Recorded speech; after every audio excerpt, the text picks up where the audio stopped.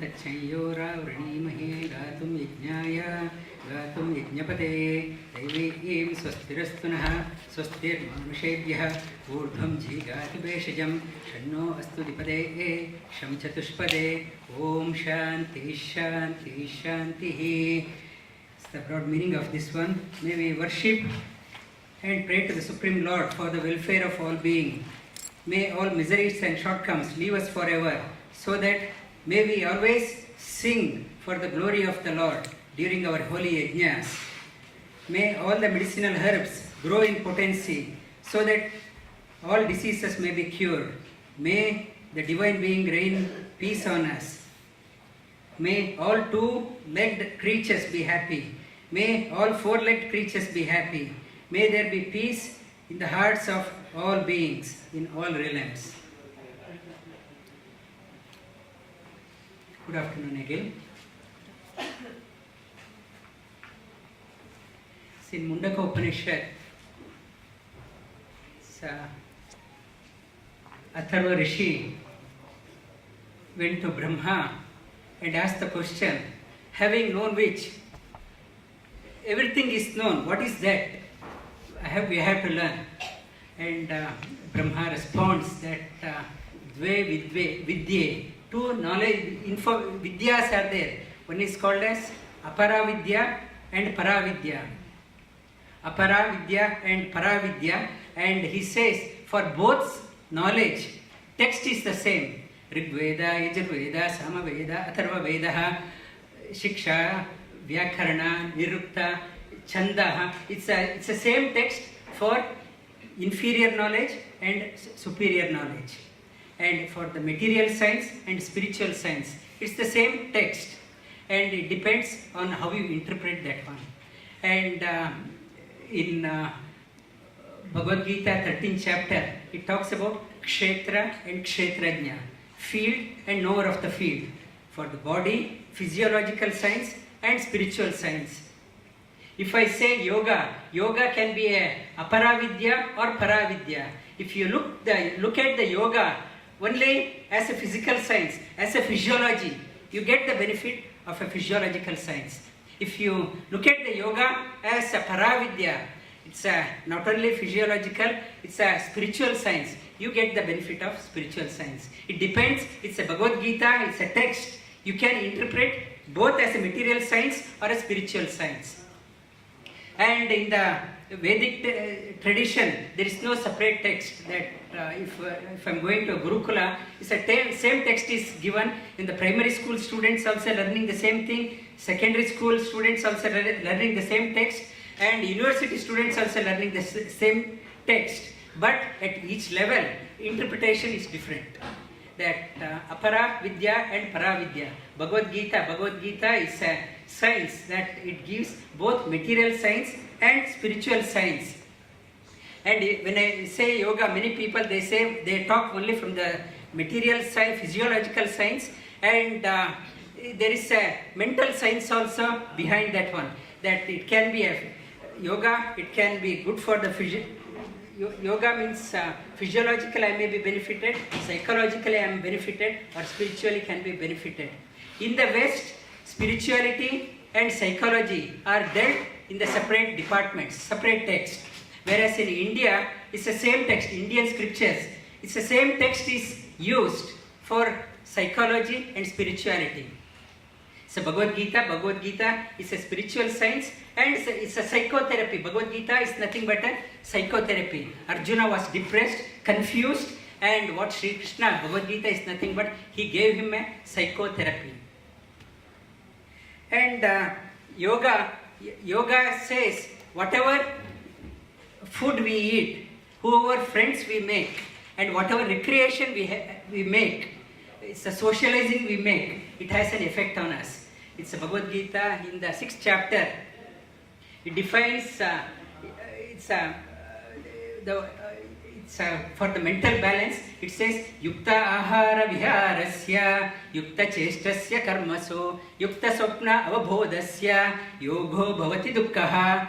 It's those whose temperament in his habits, his or her habits in eating, sleeping, working, and recreation can mitigate all pains by practicing yoga system.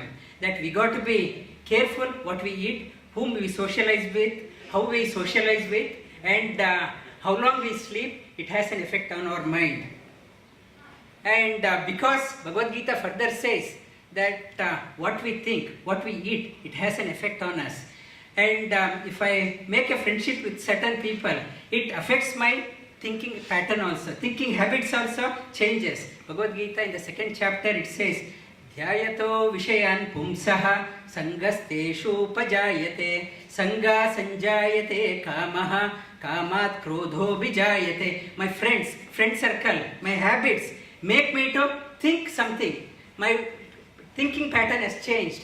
And when I start thinking something else, on certain objects, my attachment to that one, I start developing attachment to that one. When the attachment starts, then I'm getting desire to that one. And when the desire is not getting fulfilled, that anger comes. That I can't control my anger. Slowly there is a deterioration of my mental status. That all started because of my desire. Desire is the root cause. It starts slowly leading to my anger. That I can't control myself. I start getting mental imbalance. And after that, what happens after anger? Krodad bhavati sanmoha, sanmoha smriti vibhramaha, smriti vibhramshat buddhinasho, buddhinashat pranashyati. From anger, we can't delusion. We get confused. We don't know what is right and what is wrong. And bewilderment, our memory becomes very short. From the memory, intelligence is lost. When the intelligence is lost, we do reckless things, and it leads to a collapse of our personality. Personality gets shattered.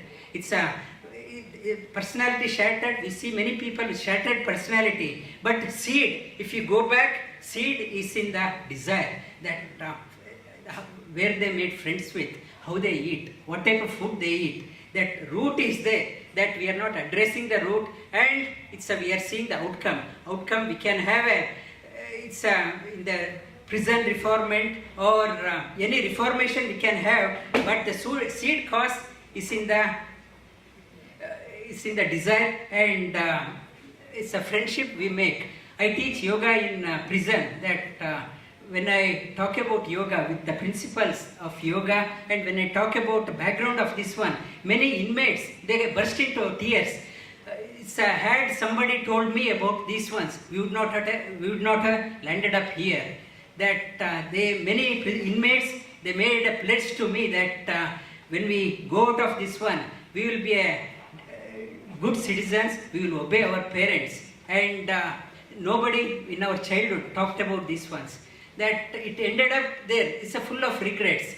And it's a corrective. Bhagavad Gita, go back to that one. Bhagavad Gita tells where is the root cause of these ones. And to train the mind, that we have to discipline the mind. Discipline the mind. We have to discipline the mind from the body level, talking level, thinking level. Bhagavad Gita in the 17th chapter, it talks about what is tapas. Tapas means,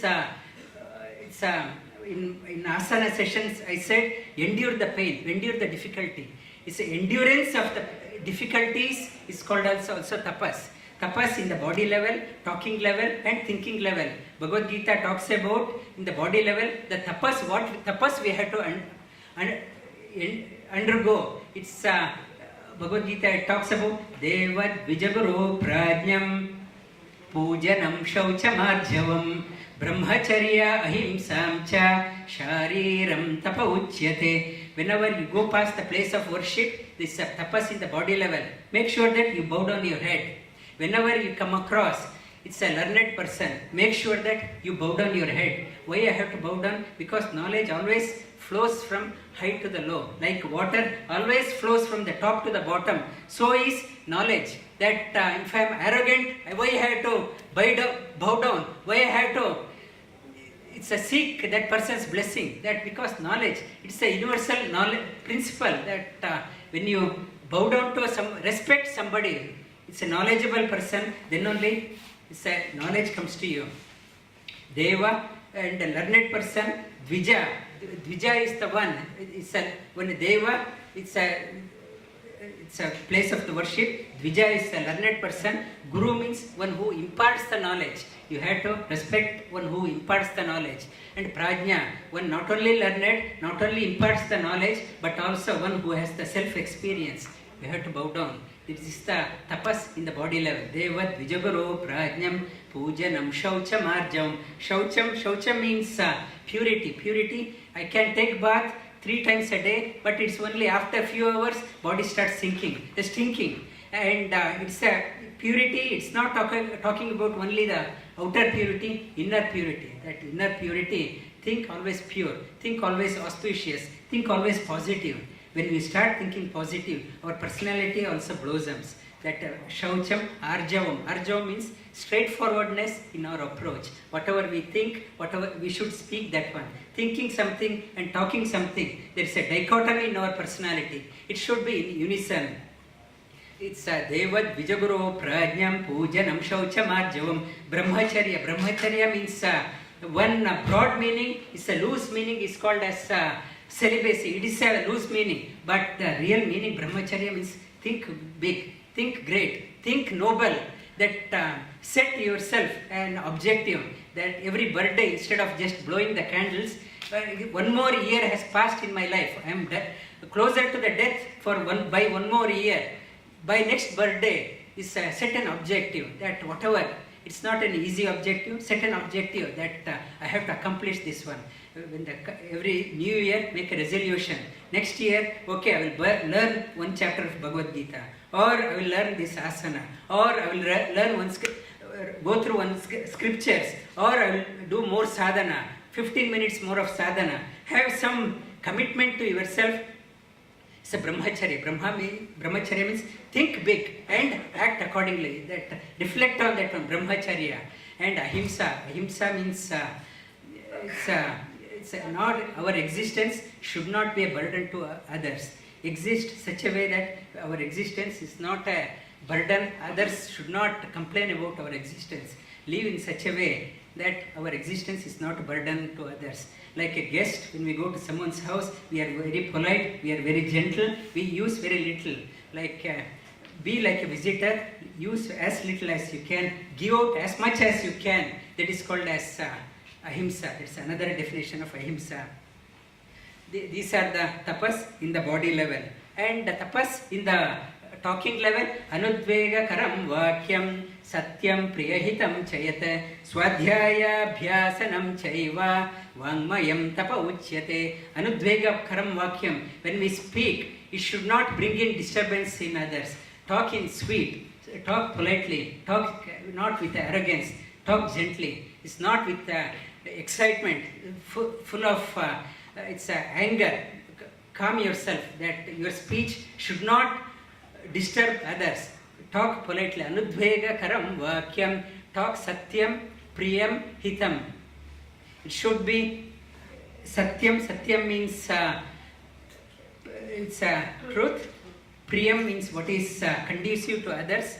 And hitam, you should bring in good to others. Whatever truth I say, it should be pleasing for others. It should bring in good to the community. It's the truth. If I am telling the truth, if it brings in distraction to the community, distraction to the society, that tell the lie. If that telling the lie, if it brings in good to the others, scripture says that is the truth. If you are telling the truth, like a mother, if the child is asking for a lolly, mother says there is no more lolly. Though lolly is there, she tells the lie, but her intention is to bring in good to the child. That telling the lie also brings in good. Scripture says it is the truth. If you tell the truth, if it brings in distraction to the society, that is called as lie. And it's a satyam, priyam, hitam. It goes together. And in Mundaka Upanishad says satyameva jayati na anritam. That at the end, truth alone triumphs, not the false. That we may think by telling the truth we are suffering, but in the end, not look at the short term, but the long term. Truth alone triumphs, that is for sure. Do not be disheartened. Upanishads again and again says, Satyam priyam hitam chayata. Swadhyaya bhyasanam chaiva. To get the consistency, every day make a habit of flipping through the pages of scriptures. Do not be satisfied only with the outer meaning. Outer meaning with the lexicon, with the dictionary. If you try to read a scripture, you won't understand. You are misled. That to read the scriptures, do not be satisfied with the outer meaning. Scriptures has a deeper meaning. And the rishis, the tapasvis, yogis, they contemplate again and again. As they go deeper, they discover bigger treasures in the scriptures. Like in the swimming across the ocean, if you are just swimming across, you have done nothing but drank the salty water. Try to go deep into the sea, pick up the pearls from the sea. That then only when you can go deep within and pick up the pearls, come out. Go deep, pick up the pearls, and if you don't come out, it's also no use. And it's a swadhyaya. Contemplate, go deeper, pick up the pearls and share it with others. Swadhyaya abhyasanam chaiva vangmayam tapa uchyate. These are called as tapas in the talking level. In the mental level, tapas is a theme is a mental health, yoga and mental health. Mana prasada saumyatvam maunam atma vinigraha bhava samshuddhirityet tapa manasa uchyate. Mana prasada saumyatvam. Always calm mind, always serene mind, pleasant mind, happy mind. It's a tapas. Inculcate. It doesn't happen overnight. Again and again. With an attempt, bring out. It's again and again. Mana prasada saumyat. Say it to yourself. And in the pranayama I mentioned, if you are disturbed, say it to yourself. How I am breathing? Am I breathing okay? How am I? Make a check on yourself. Mind calms down quickly. Mana prasada. Have a pleasant mind, calm mind. Mana prasada saumyatvam maunam. Observe the silence. Go for a walk alone. Silence means now I am talking. Scripture says this talking also is mauna. Whenever you are sharing the knowledge, that is also called talk. Do not talk loosely. Do not waste your energy. Talk appropriately. Maunam. Spend time for yourself. Spend time for reflecting on yourself. Go for a walk, and every day make a habit of spending 10 or 15 minutes for yourself before family members gets up, before kettle turns on, before somebody turns on the TV. Get up and spend time for yourself. Maunam atma vinigraha. Atma means, again I mentioned that at the beginning, para and apara. Atma means body. Atma means mind. Atma means individual soul. Atma means Supreme Lord. That how you interpret it, the dimension changes. Atma vinigraha. Here, Atma means have a control over your limbs. By doing asana, we get control over our limbs. Atma vinigraha. And Atma means mind. Have a control over your mind. Atma vinigraha. Bhava samshuddhirityet. Again, this always attempt to purify yourself. Contemplate, meditate. Spend time for yourself. At least 5 minutes. Reflect, go deeper. Going the benefit of doing meditation, it purifies our inner heart. Purifies that it's a new dimension comes when we start meditating. We get intuition, we get inspiration, we get insights, and inexplicable joy dawns in. It's a bhava samshuddhya. Attempt to purify yourself again and again. Do not resort to others. Others can help you up to a certain extent, but attempt should be there from yourself also. You don't say that I have gone to the lecture and it's enough. That lecture is only a fraction help, but major help comes from within. You have to make an attempt. Bhava samshuddhirityet tapa manasa uchyate. This one is called as tapas in the mental level. And yoga has 3 dimensions, 4 dimensions: karma yoga, bhakti yoga, jnana yoga, raja yoga. Every yoga talks about how to calm the mind. In the famous in karma yoga, it says karmanye vadikaraste ma phaleshu kadachana ma karma palahetur bhu ma te sangostva karma karmani. It says karma yoga says you have right only for the action, not for the result. At the same time, do not be lazy. Don't say that I can't get the result. Don't be lazy. Do your best. But do not expect the desired result, because results are not in hand. We are limited. Someone higher, Lord is infinite. He is the only independent person. He is the dispenser of desires. If he comes, if he gives, it is well. If he doesn't give, it is also well. That karma yoga means do your best. Leave the result to the Lord. He gives the result at the right time, appropriate time. And do not whinge, do not cringe. Leave it to the Lord and do your best. That's the karma yoga. This is the secret of success. If you look at the secret of success in any great people, this is the secret. That if you read their biography, this is the message it conveys. And Raja Yoga is also talks about the mind. Yatro paramare chittam niruddham yoga sevaya yatra chaivatmanatmanam pashyat atmani tushyati. Yatro upamare chittam. Whenever mind gets weak, whenever mind slides, with effort, try to raise yourself again and again. With an attempt, try to raise yourself. Uddharer atmanatmanam. Only you can raise yourself, not others. Make an attempt again and again. Mind is bound to collapse, fall down, but try to make an effort to raise yourself. Bring in the confidence. Read the good books. Associate with the people who are inspired. People who are successful in their lives. Make friendship with them. Associate with people with the positive approach. And we also raise ourselves. Jnana Yoga talks about Nahi Jnanena Sadrisham Pavitram Iha Vidyate Tat Swayam Yoga Samsiddhi Kale Natmani Vindati. There is no purifier like Jnana. Acquire knowledge. Go deeper. That's the purification. When we are purified, mind also comes. And Bhakti Yoga says, Ananyas Chintayanto Mam Ye Janaha Pariyupasate Tesham Nityabhiyuktanam Yogakshemam Vahayamyaham. Think of the Lord, think of the highest all the time, again and again. And Lord assures that He looks after our yoga, whatever we are required to get, He will get that one. Whatever we have, He makes sure that we retain that one. And the purpose that yoga, karma, bhakti, jnana and Raja Yoga again and again says, lift yourself. Do not be small, do not be meek. Think great, achieve great.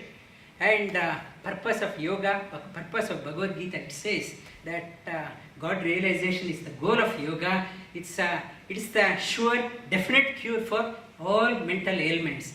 Be resolved to the scriptures, think of the Lord, surrender to the Lord, make an effort for yourself, and thank you very much.